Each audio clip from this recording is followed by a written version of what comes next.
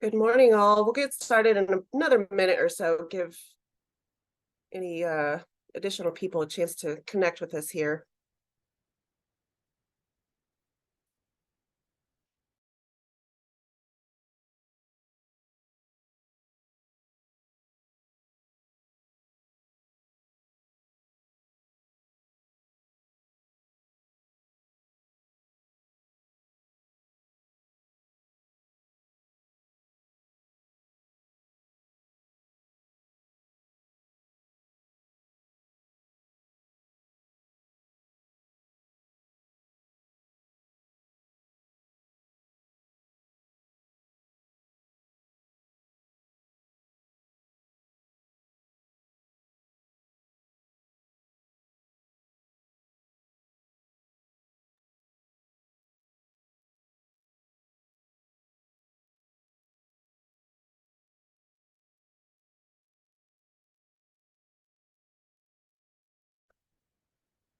All right, we'll go ahead and get started. First of all, happy Friday, happy Red Friday, happy final day of Digital Inclusion Week. And finally, I think it's finally fall. It's like the first day of fall weather, it feels like. So that's exciting, at least for me. Let's see.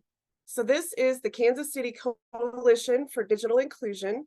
I'm Wendy Pearson. I work at the Kansas City Public Library and oversee several different digital inclusion programs. And I'm going to go through a few different slides here, and then I want to pause before we jump into the agenda to welcome any new attendees if this is your first time joining us. We'd like to hear from you. First of all, our vision is, for every Kansas Cityan and citizen and household in our metropolitan area to have access to the internet, the equipment needed to use it, and then of course the skills to take advantage of the internet. And our mission is to facilitate collaboration among organizations and initiatives working to bridge the digital divide in order to maximize the resources for the greatest impact. We are driven mostly by a steering council, and these are the four individuals behind that. Carrie Coogan, our deputy director at the library, Aaron Deacon, director of KC Digital Drive, Tom Esselman, director of PCs for People. I think Tom's on the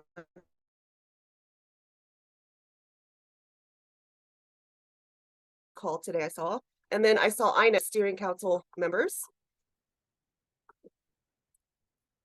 And finally, we have a very simple form for you to fill out. If you're not already a member, it's free. And so we do invite you to join the coalition, become an official member, and just go to this URL here and fill out the form.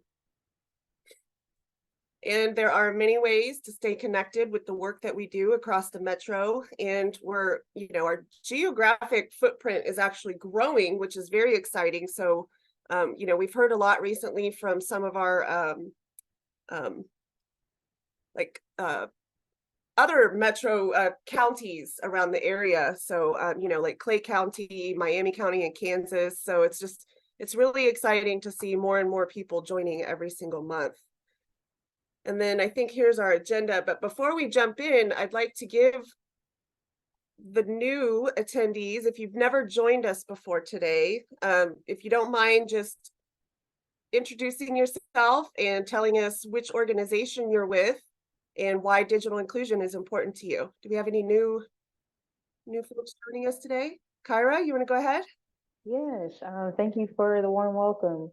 My name is Kyra, and my camera go off?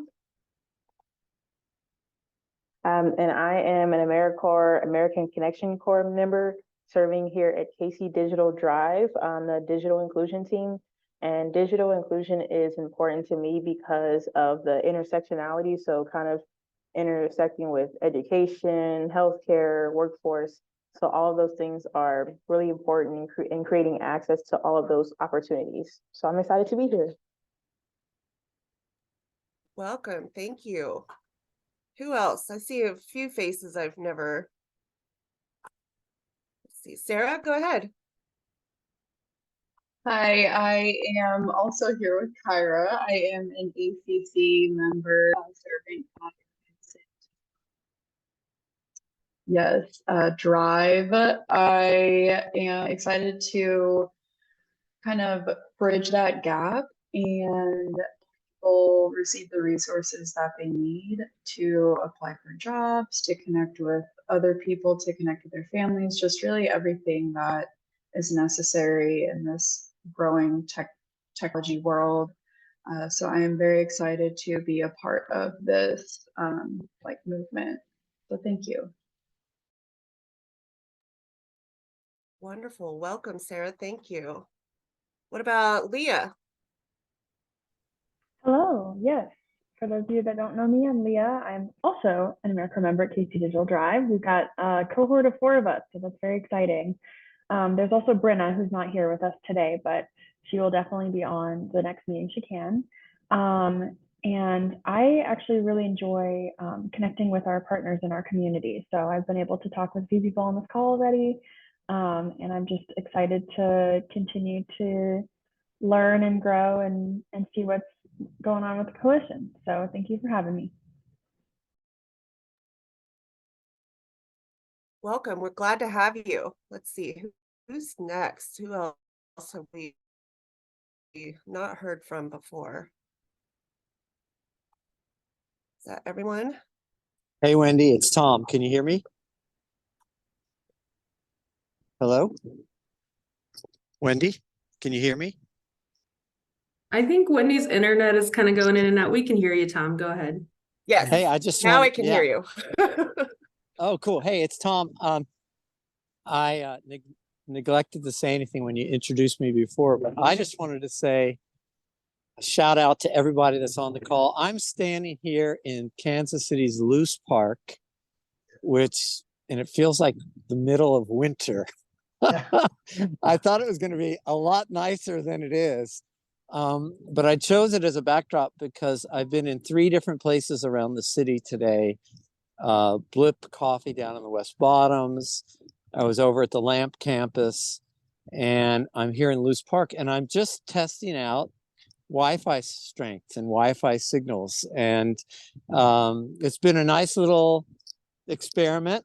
And one of the things that I'm hoping to do more of and working with members of the coalition as we try to figure out some new goals going forward for just what does coverage mean? What does access mean? What does digital connectivity mean for people who are on the go and doing things in a mobile fashion?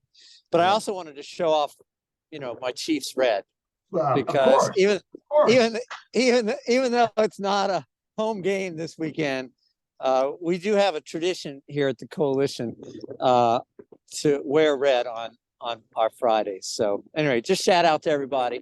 Wanted to say hello and welcome to all the new members.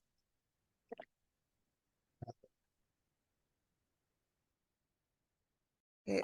My worst fear for today has been realized with my spotty internet. I'm so sorry. Oh man. Thankfully, I have made several other people a co-host in case this happens. And with that, let's go ahead and get started. So every month we work through an agenda, which, we've structured now to include really starting off with a new member spotlight. I'm so excited to hear from Garrett Griffin today from Communities Connecting Opportunity. And then we have a featured content section. And for that today, we'll hear a little bit later from Andrew and Becca at the Kansas City Public Library. So without any further delay, let's go ahead and hand it over to Garrett. Thank you for being here. Yeah, thanks for having me. I'm Garrett Griffin. I'm the communications director at CCO, Communities Creating Opportunity. I'm gonna share my screen if I have permissions to do so. I'd started a PowerPoint, but then realized all the info I was putting on it was already on our website. So I'm just gonna kind of talk about CCO for just 5 minutes, and if anyone has any questions about it at the end, we'll answer those. So CCO is a social justice nonprofit here in Kansas City. Our mission is to organize communities for racial justice and social change. We work under 6 campaigns, 6 umbrellas, you could say, and digital inclusion kind of falls into one, maybe 2 of them. But our website is cco.org, by the way, if you have any interest in checking it out. One of our core umbrellas is healthcare access and equity, racial equity and inclusion. This would probably be where the digital divide falls under. I'll kind of outline our zip codes and the neighborhoods that we work with, but they're mostly low income Black and brown neighborhoods that, we've looked at some of the data, and some of the neighborhoods, 30 to 50% don't have home internet access or a home computer. Our third campaign would be violence prevention, economic dignity. Digital divide could also fall into this category, obviously, because we're talking about poverty, early childhood education, and civic engagement. Voting, registering voters, those sort of things. So some of the things that we do under these 6 campaigns would include just kind of, this is kind of what we've been up to the last, few years, but, we gather a lot of signatures for ballot initiatives, Healthy Homes Initiative, Universal Pre-K, Medicaid expansion, restrictions on predatory payday lenders, and a higher minimum wage. A lot of registering of voters, driving voters to the polls. We do some direct services, like trying to hook people up with vaccines, helping out at food banks. We're organizing events, phone banking, canvassing rallies, digital awareness campaigns, meetings with elected officials, and so on, to try to change policies and push justice forward. So the specific areas that we work in, these are our 5 low life expectancy zip codes. There are serious, health disparities and serious wealth disparities in these areas, which would include, digital access. So, low income, majority Black neighborhoods on Kansas City's east side. I think that the final rundown I wanted to mention was just kind of take a glance at like some of the events we do, because we also do like community events, like a fall festival around Halloween, Juneteenth celebration, and this is on our Facebook page, and you can look more if you want to see more. But events that bring the community together, and we try to hand out as much information as we can, whether it's on an election coming up or how to access a digital tools program, or here's how to register to vote, et cetera, anything that is relevant. But other events, getting out the vote stuff, Medicaid expansion stuff, et cetera. Long list of Medicaid expansion stuff that we were doing in 2020. But in any case, we currently don't have a specific digital divide program running. We do hope to start one in collaboration with some of y'all. We're looking for partnerships in terms of applying for grants and trying to move in that direction. So that's probably all my time. If there are any questions about CCO, I'd be happy to answer 1 or 2 of them at this time.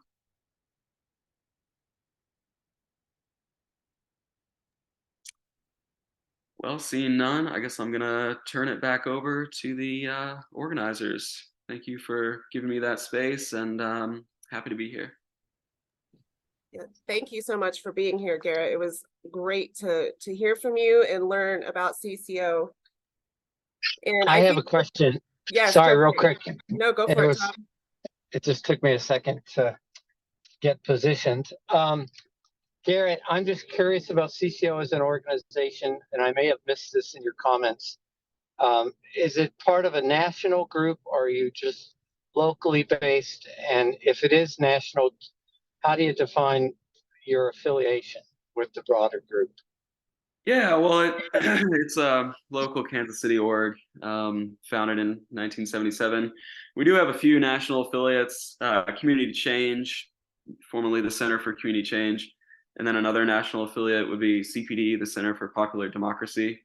So we're involved in them and, allied with them, but mostly we're defined as a local Kansas City org.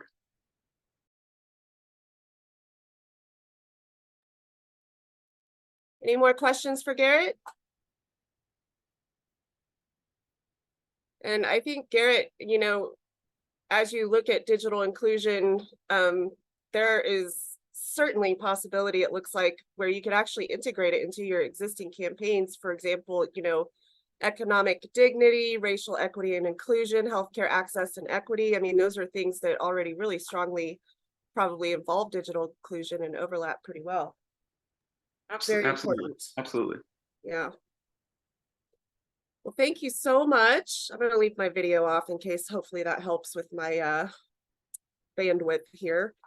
And let me go ahead and introduce my wonderful colleagues at the library. They're going to tell us about a new program. Well, we're a year into it now, actually, and with great success. And we've just started up our second cohort of Digital Corps members. So let me hand it over to Becca Rendell and Andrew Lynn. Hey, good morning, everybody. My name is Becca Rendell. I'm the AmeriCorps Programs Manager at the Kansas City Public Library. So great to see some of our friends from American Connections Corps and Lead for America on the call. Love to see that AmeriCorps representation here in Kansas City. I'm gonna real quick hit some general AmeriCorps things and some of the maybe not as exciting background of how we started our AmeriCorps journey here at the library, and then pass it off to Andrew for the actual, like, how we got Digital Corps going on the ground.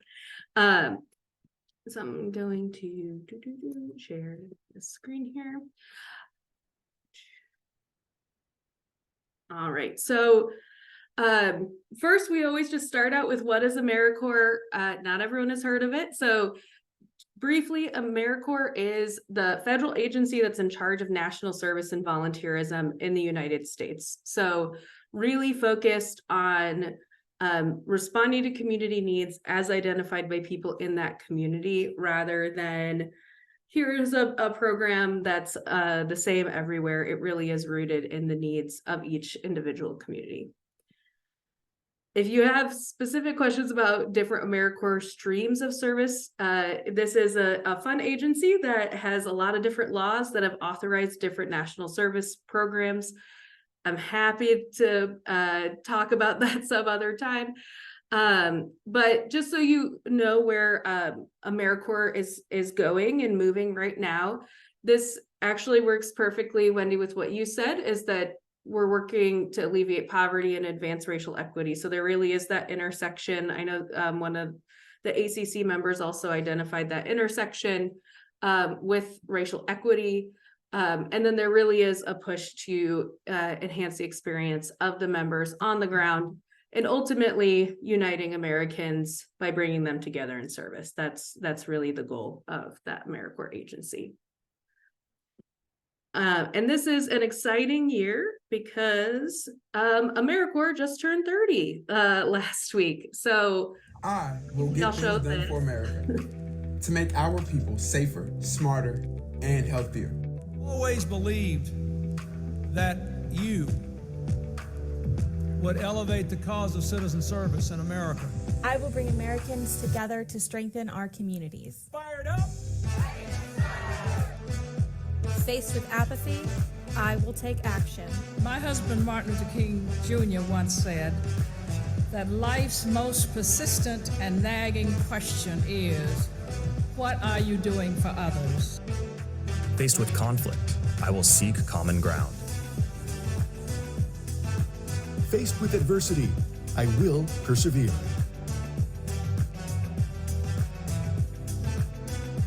I will carry this commitment with me this year and beyond. I am an AmeriCorps member. I am an AmeriCorps senior volunteer. And I will get things done.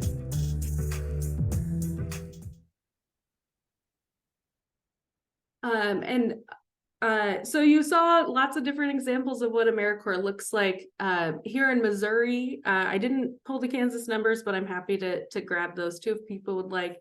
You see kind of the impact that was we had last year as all of the different organizations hosting AmeriCorps members at over 600 local service sites, bringing in millions of dollars of federal funds, as well as education awards to members who are serving here in Missouri.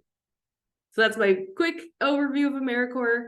And then here at the Kansas City Public Library, what are the things that we were thinking about as we decided to start AmeriCorps? So really, like a lot of initiatives, and maybe some of the initiatives you all have started at your organizations, it started with the idea of one person. My supervisor, Mary Olive Joyce, is our director of outreach and community engagement, and she is an AmeriCorps alum, and she knew that this is a program that could potentially fill in some of the gaps in our services here at the library.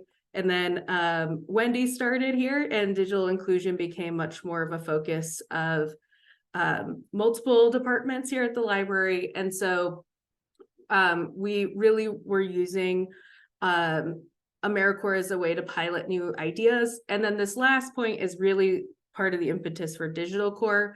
Our staff members who are working the desk did not have time to sit down with people for potentially 30 plus minutes at a computer to help them through whatever it is they were trying to learn. And so we started our Digital Corps program. This is one of our first Digital Corps members, Autumn, and we're really excited that she's decided to do a second year of service at the Plaza Library. And we have members who are what's called half-time. That means they're doing 19 to 20 hours of service a week, focused on that direct service at the library as we try to meet the individual needs of our patrons as a way to bridge the digital divide in Kansas City. So we started this last year. Wendy said we just welcomed our newest cohort, and we mean that. Yesterday, the last person got started. And we're really excited that we have a full group of 10 members who will be serving this year at 7 different branches in our system. So with that, I'll pass it off to Andrew to talk about the on-the-ground implementation. All right, here we go. Hello, everybody. My name is Andrew. I'm the program coordinator at Tech Access here at the Kansas City Public Library. I initially started out as a grant-funded member working on curation of learning materials, then got brought on full-time. So brief overview of the program itself. We have 10 members in each cohort. Currently, we have 13 members because of overlap between the 2 service years, serving currently 7 different branches throughout the Kansas City Public Library system.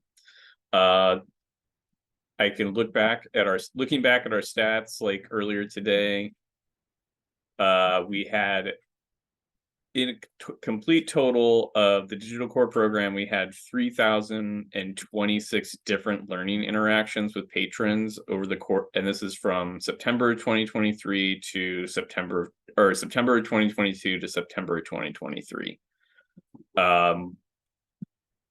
Which I can't remember exactly what we had as far as, but it far exceeded our expectations of like how many interactions we would get with patrons. Secondly, the average time that the most time spent was usually like 5 to 30 minutes, which exceeds kind of what a lot of branch staff are kind of allowed to spend on a patron to keep things moving because they have multiple duties. So basically the focus of Digital Corps members are to take that time and assist people that aren't used to navigating technology and just kind of walking them through the process, because navigating technology, as much as about how to do something, the thing I've come across in just like my short time kind of guiding people through it is that it's more about where than about what to do and how to do things. And sometimes you just kind of have to like guide people where it is, show them where it's at.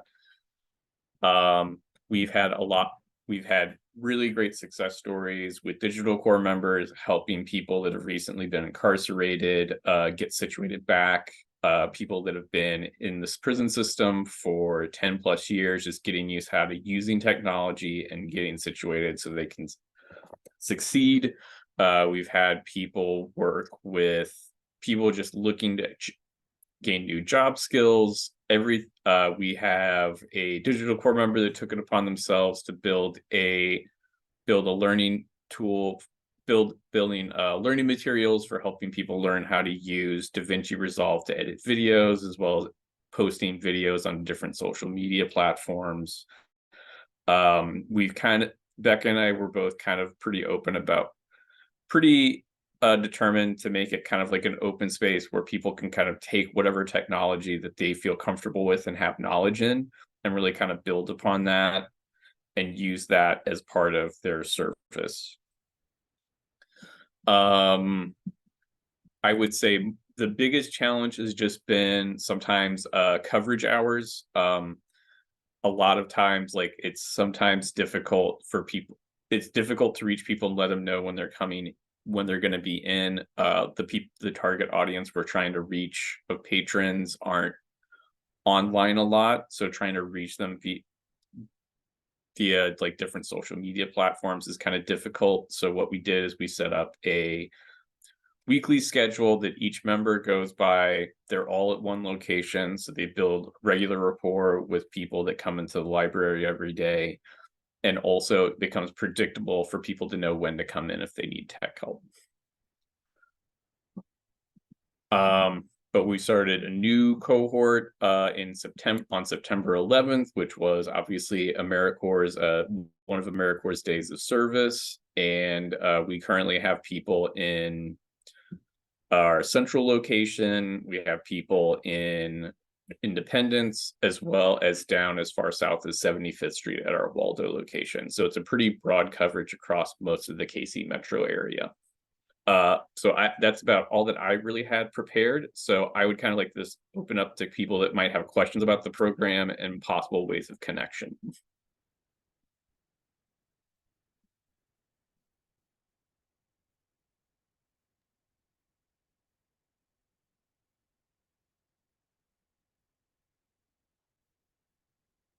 Thank you both very, very much for that. Obviously, I'm biased, but it's an amazing program, and I'm very excited about, the increase in service that we're able to provide. It's hard to reach people, and, when a lot of our patrons come in, they need help right then. It's hard to tell them, hey, you got to come back. And so, it's nice to have this many people dedicated to this service point so that we don't have to turn people away and we can help them right there on the spot. Anybody have any questions for Becca or Andrew about the digital core?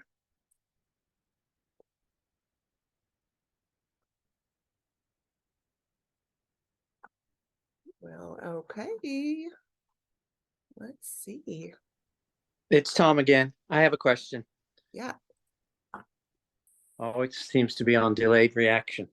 I wanted to know if both of them could offer comments about the growing surge of digital navigators throughout the country and the role that this work that's going on with the library plays, not just now, but how do they see it being sustainable over a long term?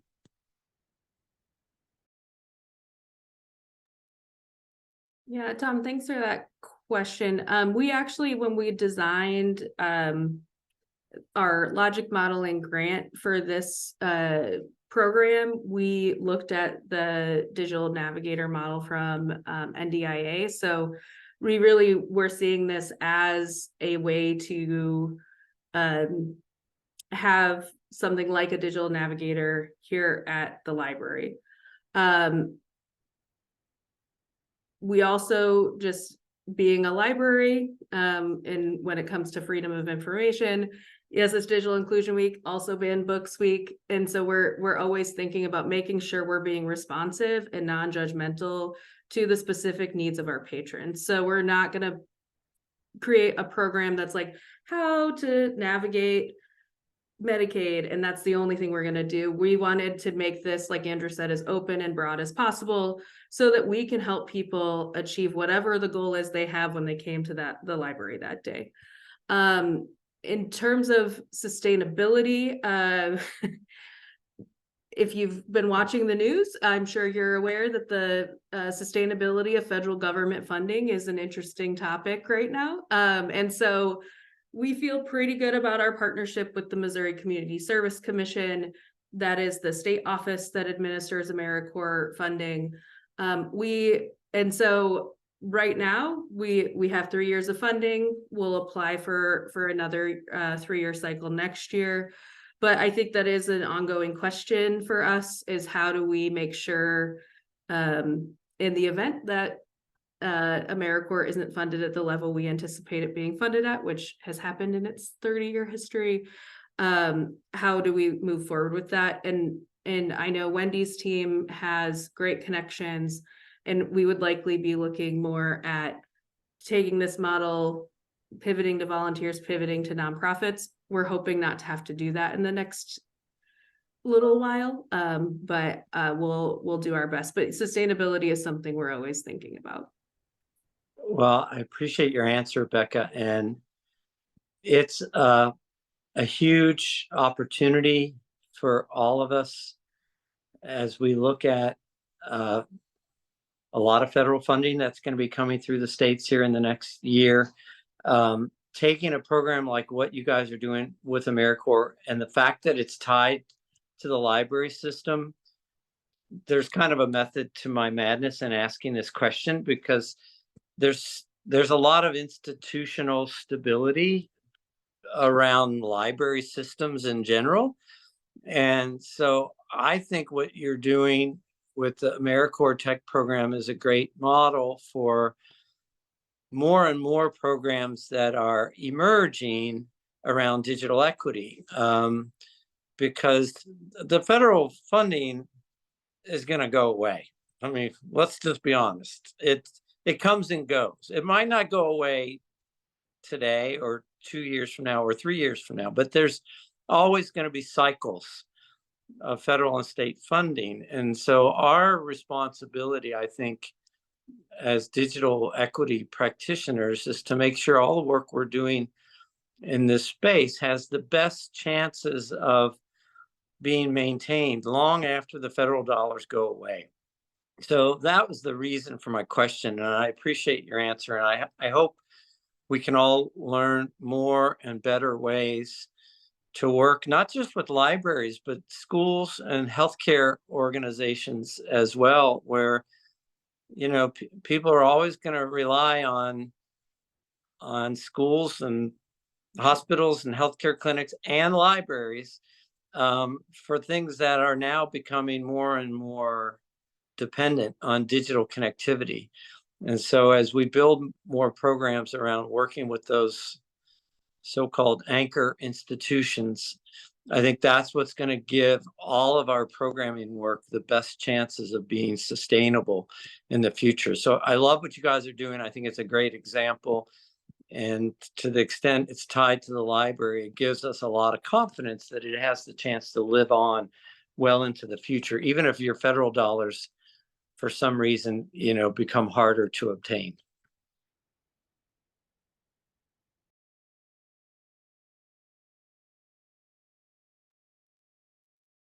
Yeah, that's a great point. And I think hopefully by the time, if or when the federal dollars do dry up, we will have demonstrated, such an undeniable need for this kind of service that, we would probably be able to turn locally for fundraising and ultimately work it into our, annual budget as a library. I mean, it's just, as far as sustainability goes, the library is the perfect place for this kind of service. You're right. Any other questions or comments about the Digital Corps or for Andrew and Becca? All right. Let's see.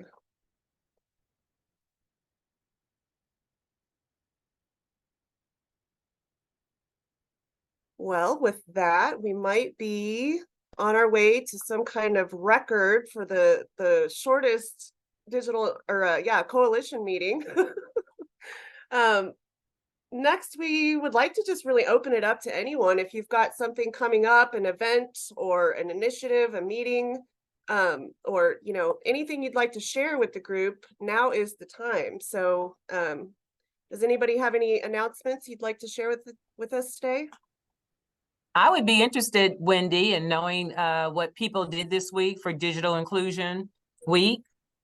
They had any special event or activity.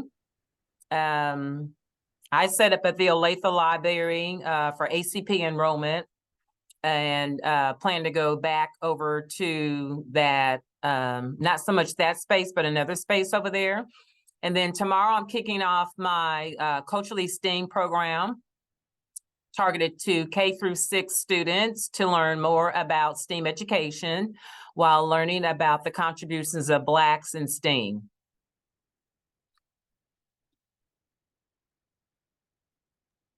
So to hear if anybody else was doing anything special or did anything special this week.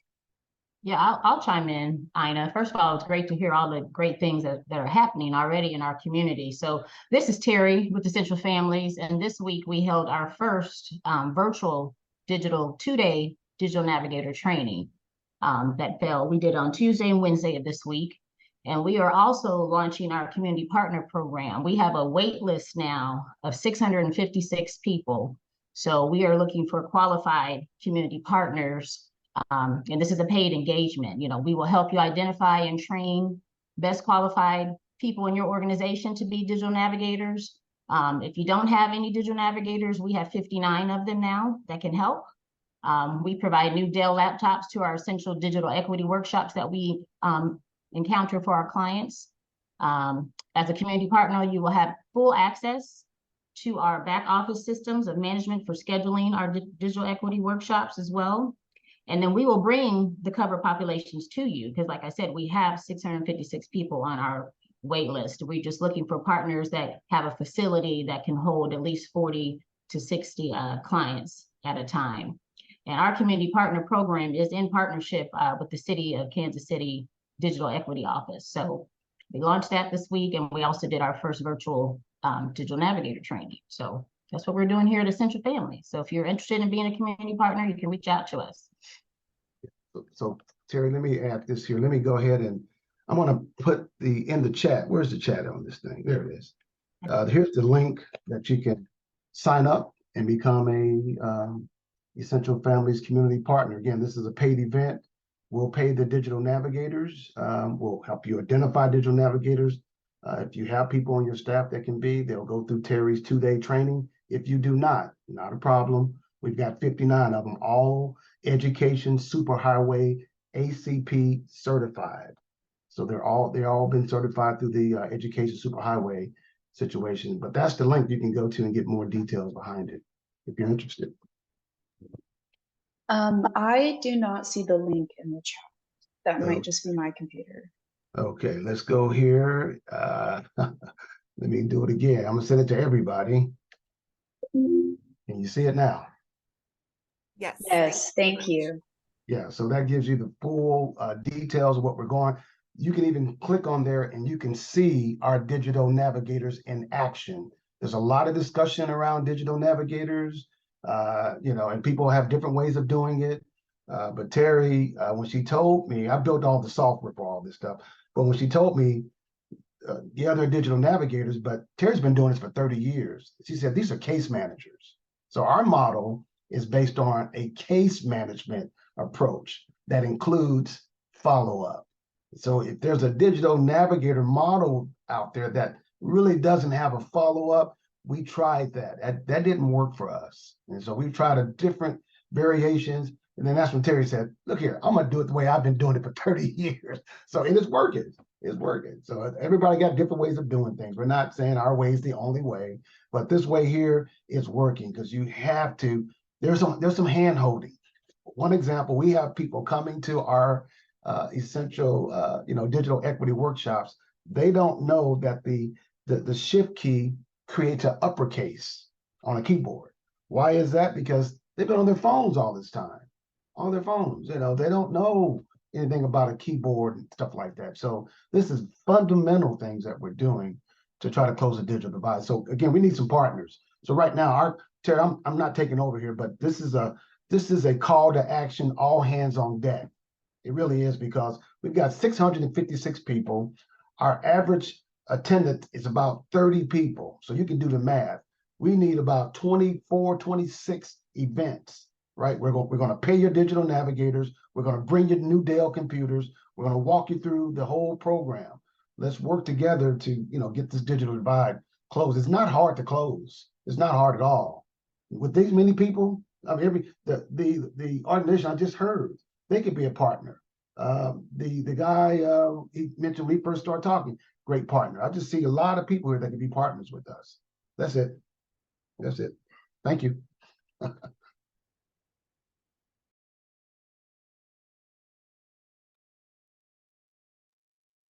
Thank you. Anyone else doing anything special this week?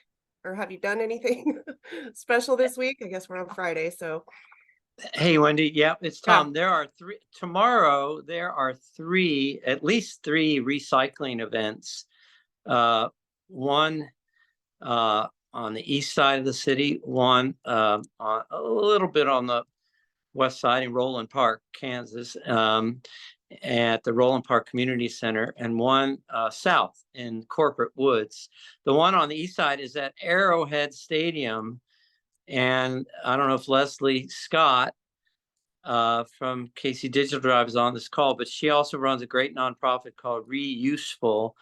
And in conjunction with the city of Kansas City, Missouri, they're holding a big recycling event at Arrowhead Stadium. So any of y'all on this call, if you have any computers, any electronics equipment, and if you know anybody at home or in businesses that's looking to offload any electronics, tomorrow offers a great opportunity to donate that equipment, either at Arrowhead Stadium from 9 to 1, I think, at the Roland Park Community Center from 9 to noon, and at Corporate Woods in the parking lot of Fairway Mortgage at Corporate Woods, just south of 435.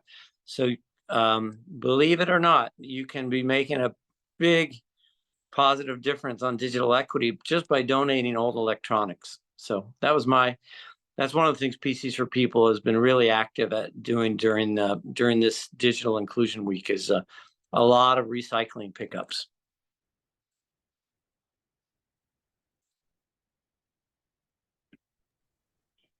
I just wanted to jump in here and say what our AmeriCorps little group has been doing at KC Digital Drive. I know a lot of us have been posting on social media, as well as we had an ACP training this week. And then if any of our partners need any ACP materials or anything like that, physical flyers, social media images, you can get connected with me and I can try to provide any of those resources for any partners that need that.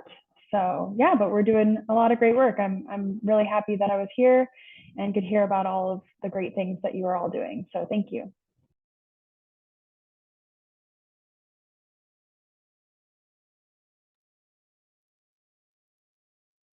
Great. Thank you so much, everyone. Any other announcements or anything you want to share about Digital Inclusion Week? Okay.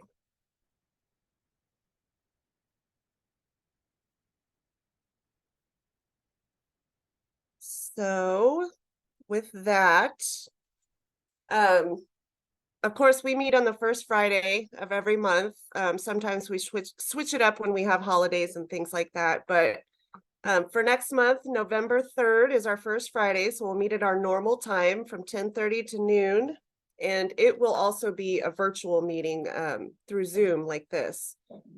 We've been trying something new this year, and hopefully we haven't confused too many people, but we're basically doing one in-person meeting per quarter.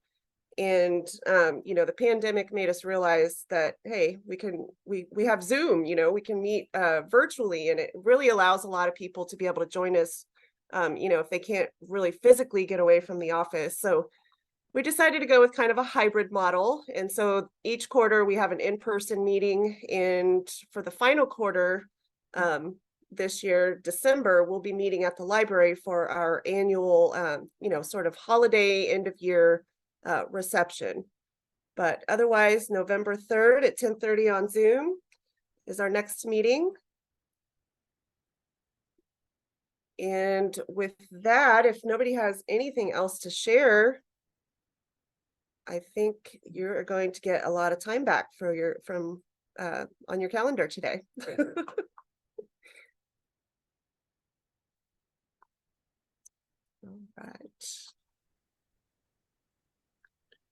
All right. Thanks, Wendy. Yeah, you bet. Have a great weekend. Go Chiefs. Good to see everybody. Thank you. Thanks. Take care. Bye-bye.